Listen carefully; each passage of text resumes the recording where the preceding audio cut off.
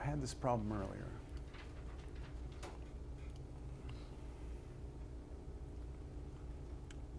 Let's do the problem first, and then we'll take a look at it. Find the volume under this thing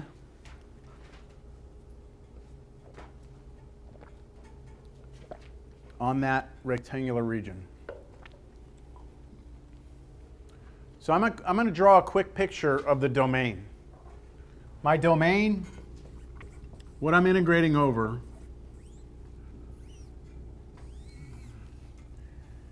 goes from 0 to 2 and 0 to 2. 0 to 2 on my x and y, right, or my x-axis, and then 0 to 2 on my y-axis. So this is A, this is B, this is C, this is D. So it's actually a box, isn't it? That's my region. I'm going to call this R for a rectangular region or a rectangle. So to do this correctly, I'm going to do a double integral over R of f of x, y, d a. Okay, now it's my choice on which I want to integrate with respect to first. So I'm going to write double integral. Let's go ahead and write the function in here. 16 minus x squared minus y squared, 2y squared, oops.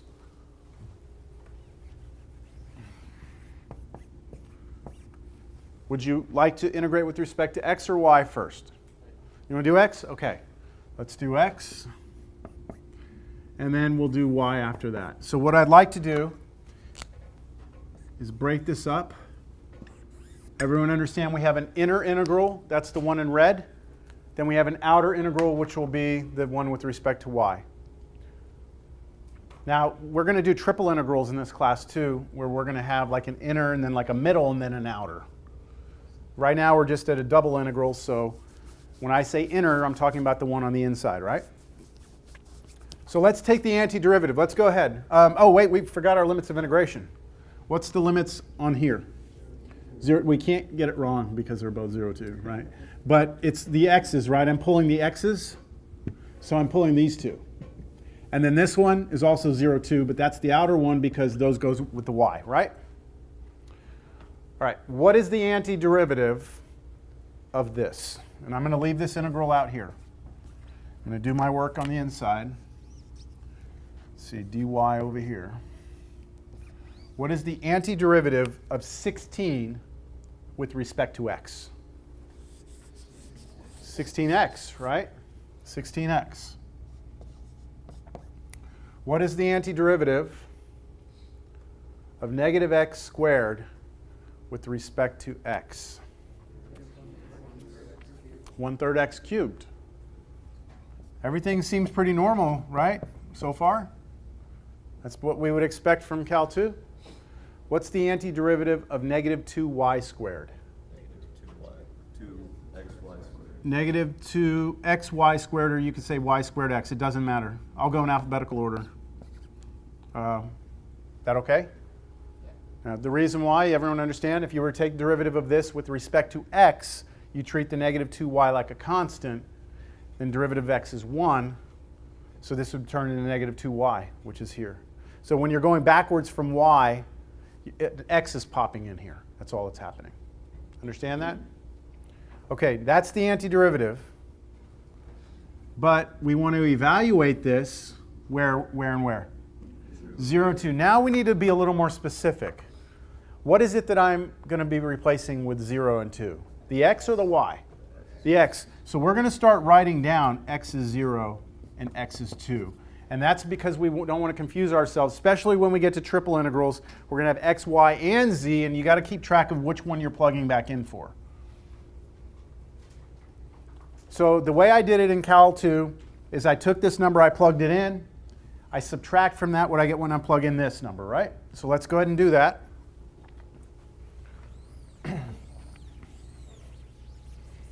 So this should be equal to, I still have an outer integral I have not touched.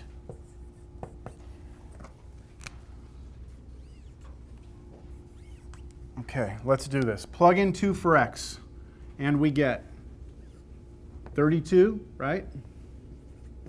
Take away, what, 8/3?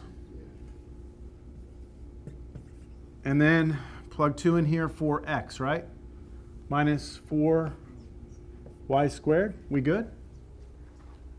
Now, now plug in 0 for x. Nice. Everything's gone, right? Any questions? This is a lot cleaner than Lagrange multipliers. It's more straightforward than all that. All right. I think I can get rid of the red brackets. I think I can just go to my integral. It's the integral from 0 to 2. Maybe get a common denominator there. What is that? 396. 96 thirds minus 8/3, right? 88/3.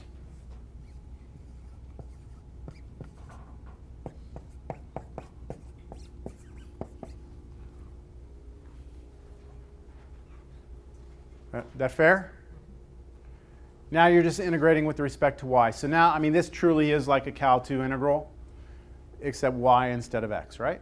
So antiderivative of this is 88/3 y minus 4/3 y cubed, evaluated at those 2 points. So yeah, this is y equals. Yeah, I'll put it in here because we're at the last variable anyway. But yeah, let's keep reminding me to do that because I forget all the time to do it. Plug in 2. What do we get? 176 thirds. Is that right? 176 thirds minus 8. 2/3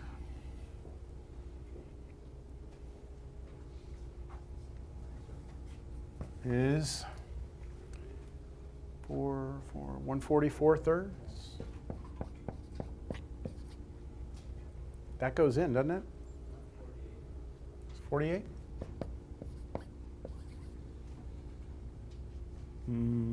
Hold on. Yeah, 48. 48.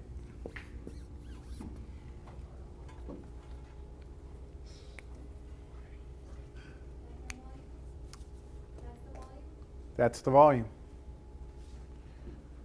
It's a unitless volume because we don't know what any of this is measured in.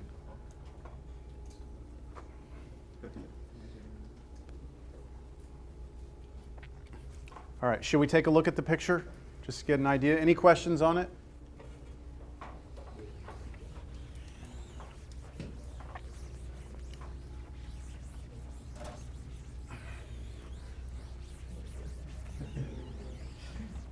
Okay, so geometrically, here's what's happening. Here's the domain, right, that lives on the ground, right? That's our 0, 2, 0, 2.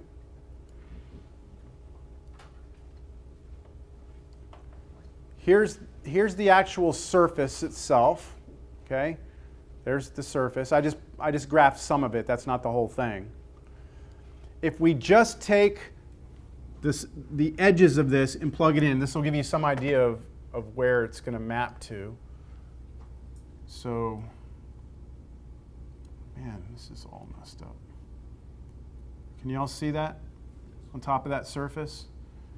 So just those points getting plugged in, and then I'm going to take all this crap out of here. There's the thing we're looking at. Underneath that surface, straight down on top of that rectangle, take all this junk out of here. What is the volume of that shape right there? 48 cubic whatever. Okay? That's what it is. It's kind of cool, huh? Now, we went with respect to x first, didn't we? What would have happened if we went with respect to y first? We should get the same answer. All right? I won't do it, but you can check for yourself. about this one?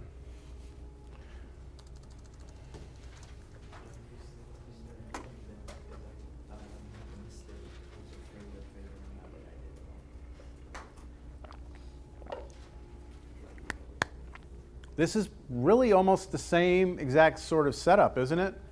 I'm going to draw the domain over here. This time it's not 0, 2, 0, 2, so it's a little more complicated. X and Y. X is between 1 and 2, so that's 1, here's 2. And the Y value is between 0 and pi.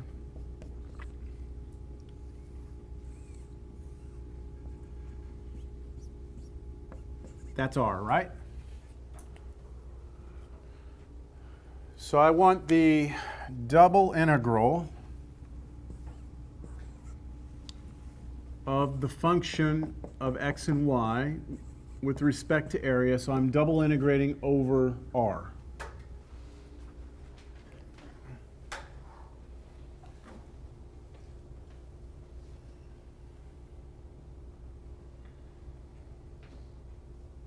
Okay, it's your call now.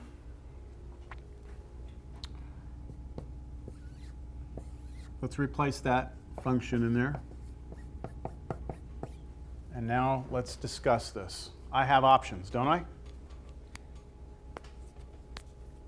You want to integrate with respect to y or with respect to x? We didn't do y last time. We did x last time, right? You want to do y this time? Why don't you want to do y this time? Because with x you can pull y up. Yeah, look at this. Hold on. I mean, this time, it actually is worth it for us to think through what the integration is going to be. So let's talk about both possibilities. First, let's talk about if we were to do it this way. All right? Focus all your attention on this right here. Right there, which variable is going to be a constant in the red brackets? Which variable is a constant? X, okay? So x may as well be the number 1, right? It's a constant. Let's just act like it. If x was 1, and you had to integrate that right there, how would you integrate that? Integration by parts. That's what it would take, right? This would take integration by parts to do. What was the number? It was, what was it? It was x in there. So do you feel like doing integration by parts? Sure we do. But would it be easier the other way, right? Would this be easier to do it this way? Now you're treating y like a constant, and so who cares? That may as well not be there. The antiderivative of sine of xy, again, y is a constant. Antiderivative of sine x, I'd rather do that than integration by parts. How about you? So there is where we actually need to consider whether or not the integrand is easier one way or the other. So this is preferred, yes? All right, so let's go ahead and do this. I'm going to have the outer integral. I didn't put my limits of integration. I need to do that. What's going to go on the inner integral? 1, 2, and outer 0 pi, right? So I have 0 pi here. Let's go ahead and see if we can't find the antiderivative. I'm nervous about what I'm going to get for answers here. What's the antiderivative of y sine x y with respect to x? Cosine negative cosine xy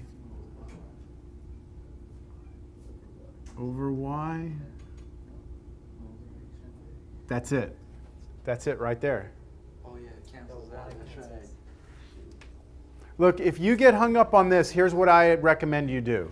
Okay, if you actually are hung up on this, just replace y with a number, okay? 2 sine of 2x. Integrate that. So the 2 can come out, right?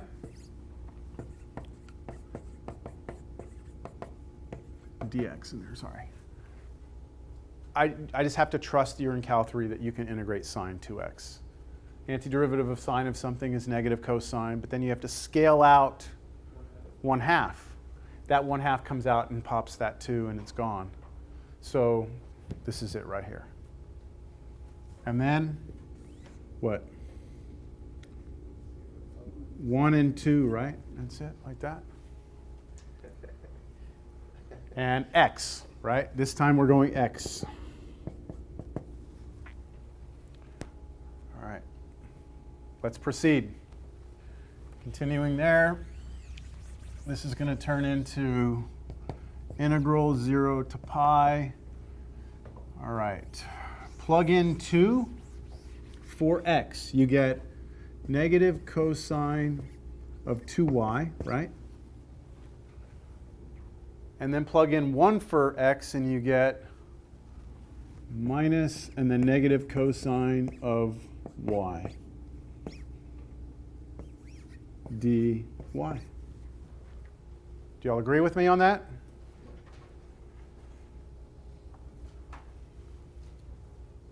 This is just a plus, isn't it?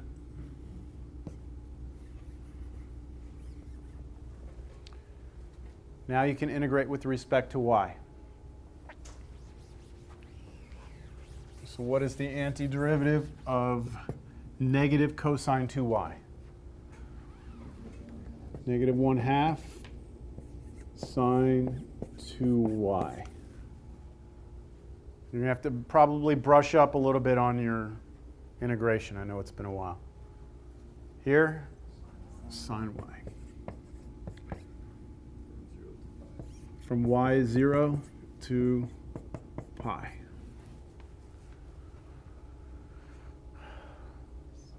Okay, here we go. Let's plug in pi. 2 pi. Sine of 2 pi is 0. That's gone. Sine of pi, 0. So we get 0 minus, now plug in 0. 0 again, everything's 0. All that for nothing, right? The volume is 0.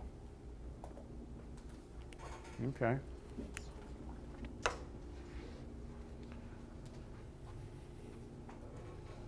Maybe we should take a look at it. Are there any questions over the integration, though?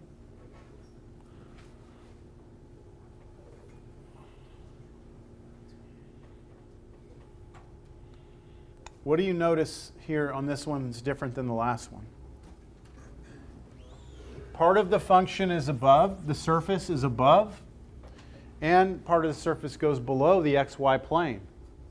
So guess what? It's counting the part below as a negative volume. It's counting the part above as a positive volume. We saw this in Cal 2. We saw the same exact thing. If you had a polynomial function, or any function, let's take the sine function. If you were in Cal 1 and you integrated the sine function from 0 to 2 pi, your answer is 0.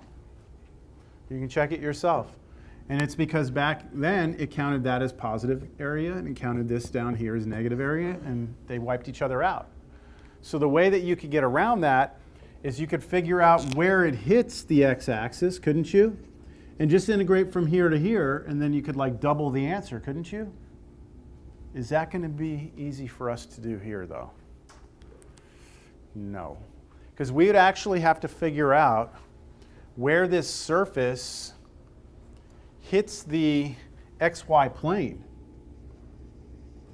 So we would actually have to solve, what was it, y sine xy? We'd have to set that equal to 0. And we'd have to find all solutions that live in that domain. And it's going to be a curve. And that we're not even going to touch that. We're not even going to mess with that. Right? But I'm just showing you that it inherently has some more difficulties than you do back in Cal 1 or Cal 2. God, I keep on saying Cal 2. Cal 1. All right.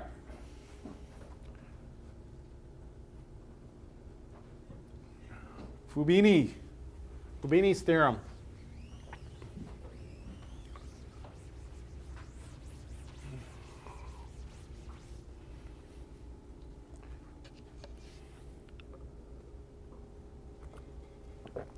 So remember I said we had some choices on the order of integration? This theorem verifies that. But there is some stuff that we need. Your function must be continuous, which means that your surface must behave pretty well. As long as it's continuous over the rectangle, The order of integration doesn't matter. On a rectangle, it doesn't matter. Verify. I don't think I'll verify this. What you can do on your own, though, is just try this. Try setting this up both ways.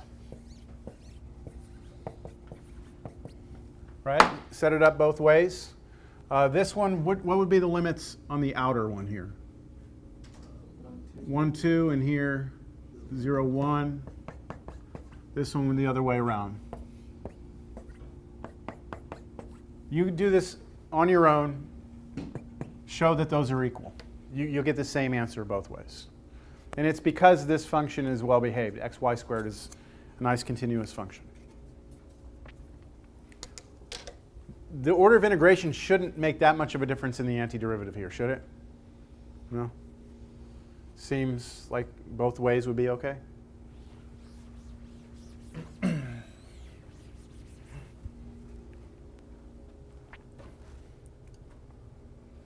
Now we do have a special case. If the function of two variables that you're looking at can be rewritten as the product of two distinct functions, one of them being a function of x, the other one being a function of y, then you can do something you've never been able to do before. And that's split a product inside of an integral into a product of two separate integrals. You've never been able to do this, ever. You can only do it if the function of two variables can be split up into two functions. You'll see, let me show you an example of how this would work. Right here, this one.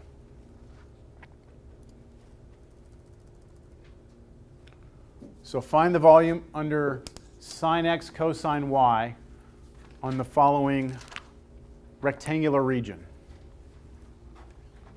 So when you look at this, can you see right here, this is a function of x, and this right here is a function of y, and they're separated by multiplication. They're distinct, they're separated, yes? Compare that to the one we did earlier. We did a double integral as this one, right? This one wouldn't work, would it? Because this sine function has x times y inside of it. I would need this just to be x. Then I could split it into two, because that would be a function of y, this would be a function of x. So this would not fall into the special case, but that one does. So here's what I can do. I can take this double integral over the rectangular region of this function with respect to its area, and I can rewrite it as two integrals. One with respect to x, one with respect to y, and I can multiply the two answers. Now the one with respect to x is just sine x. And what are my limits of integration on x? 0 to pi over 2. And over here is the distinct function of y, which was cosine y. And my restrictions here are 0 to pi over 2. That's only because these were separated, right? So if we could write a function like that, say, we could factor it to the point that looks like we could separate it. That's also Yes. we could do that. Yes. Now I'll be honest with you. We don't use this much. But when it does creep its little head out, you want to pop and get on it as soon as you can, because it saves you time and energy if you can do that. Right? Because these two are pretty clear, pretty clean? Okay.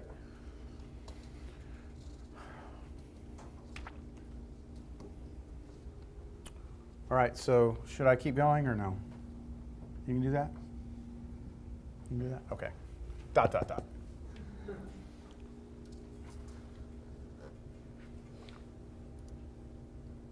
All right, a couple of properties of double integrals. These are going to seem very similar to things you saw with regular integrals back in Cal 2. If you have the sum or difference of two different functions of x and y, you can split it up into two different double integrals. as long as it's plus or minus. If you have a constant in front of a function of two variables, you can pull the constant out. That we did before.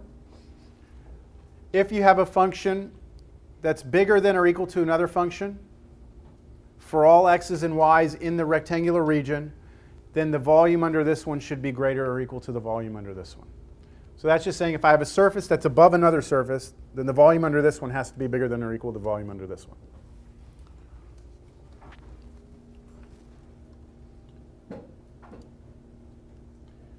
Now let's see if you can recall this again from Cal 2. When you first went to Cal 2, they said, hey, here's the area underneath some function f, right? They say, hey, the integral, and there's the area.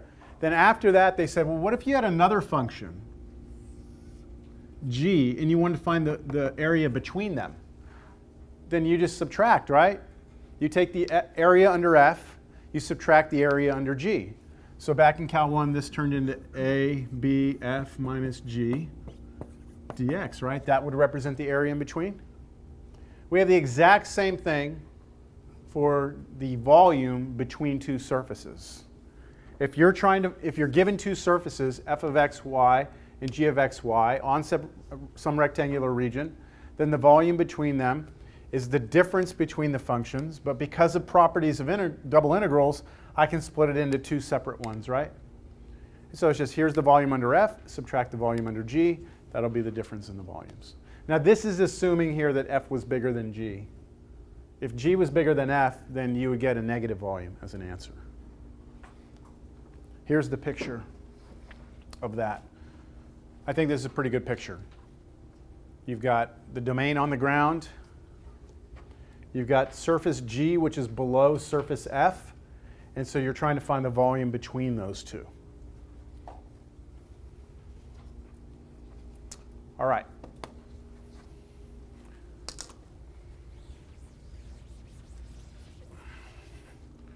We actually covered a little more ground than I thought we were.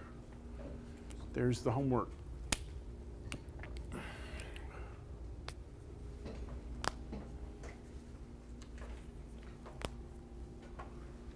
That's it for 12.1. Rectangular regions are the cleanest, easiest things you can do with double integrals. So where we're headed now is, okay, what if you don't have a rectangle? I'm leading into next class. What if instead of having a nice pretty rectangle here, I say, all right, still keep your x's between these two constants. So it's almost like a rectangle here. But on this way, on the y's, how about you just like fix it between two functions? So now you're looking, it's almost like a half rectangle. Like this is fixed, a and b, right? Your x is between two constants, but your y values are no longer between two constants, right? They vary. So this is a function of x, isn't it? This is a function of x.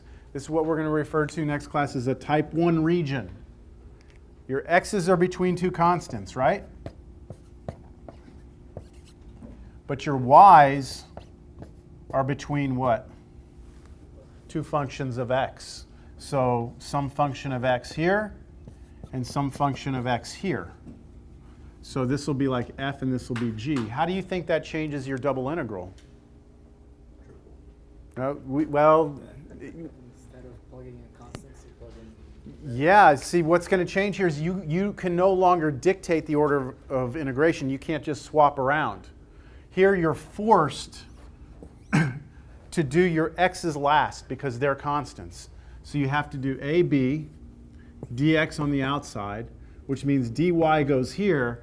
And then guess what? Your limits of integration are not numbers anymore. They are actual functions. So you're going to have g of x here, and f, I think we're going to use g and h, not f. So whatever this is here, you're going to find the antiderivative with respect to y, whatever that is. But instead of letting y be 2 and y be whatever, you're going to let y be whatever that is. And let y be whatever, and plug it in and subtract. So you're going to be plugging in functions instead of constants. It's just going to get nastier, but it's not necessarily any more difficult. And then what we do is we just rotate this around, and we do it the other way. C, D, and we have a type 2 region, which now your y's are between two constants, right? And your x's are between two functions of y. And so this changes. C to D, functions of y, these switch. But that's all next class, all right? And after that, what do we do? Luckily, there will only be those two types. Then what we're going to have to do is we're going to have to change. Look, I still have 3 minutes. Hold on. So what's going to happen after? I'm just trying to lead you into where we're headed, okay? So you just get the big picture. What we're going to do is we're going to say, well, what if you have a region that looks like this? I mean, that seems like a natural region to want to integrate over. Circle or something like that. See, that's not a type 1 or type 2. Because you can't fix your x's between two constants and your y between two functions, because the top part of a circle and the bottom of a circle are not a function. So what we're going to do in order to attack this, we have to change our whole perception of coordinate systems. So what we're going to do is go to polar coordinates to do this. We're going to get out of Cartesian coordinates and go to polar coordinates. If you've never seen polar coordinates, it's okay, because I'll treat it like you've never seen it. But it'll be a quick, hey, these are polar coordinates, now let's get moving. All right? So we do polar coordinates. And then we pretty much can handle almost every type of region. Not all of them, but that takes care of a lot. Then from there, we go to triple integrals. So for triple integrals, your domain now lives where? Because for a double integral, the domain was in two-dimensional space. For a triple integral, your domain is actually three-dimensional space. So we start with the easiest three-dimensional solid you can think of, a box. So you know how we integrated over a rectangle to start here? When we get to triple integrals, the first one we'll do is integrate over a rectangular cube-looking thing. And then you start doing something like that in three-dimensional space. It gets very complicated, because you can actually have like 6 types, type 1, 2, 3, 4, 5, 6. There's a bunch of different types. So. And then we realize, you know what, that Cartesian's not good enough. So we use spherical coordinates and cylindrical coordinates to do those. So we're going to, by the end of like the next few weeks, we will have introduced ourselves to polar coordinates, which is a way of representing two-dimensional space, alternative to Cartesian. We will go to cylindrical and spherical coordinates. So we're going to have at least 3 new coordinate systems that we're going to be working with in here. All right. Now I'm out of time. Y'all have a good day. Yes? Mini exam 5 due next class? I think the mini exam 5 is due next class. Yeah, Wednesday. Yeah, you should be able to do everything on it. I thought for sure that's what you did over